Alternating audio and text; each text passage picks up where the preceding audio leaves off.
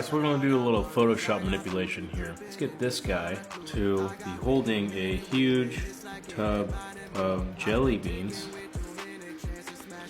Nice, it's just a girl, and a girl with a blue dress. Everything else is black and white, she's wearing blue. And a girl just hammering some donuts. Let's make a big old volcano right here. It's a very open volcano, cool, sweet, let's do that one. Let's turn all these guys into chipmunks. I'm just gonna type in chipmunks and see what happens. Nice, just a couple of chipmunks hanging out on a building. Nice, oh, these are colored, that's awesome, okay.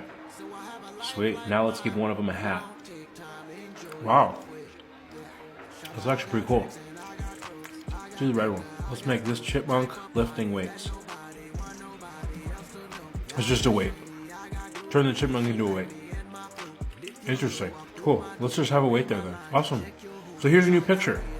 Historical picture turned into an awesome new AI generated. This is amazing, guys. Look at this, beautiful. Would you not put this up on your wall? I would.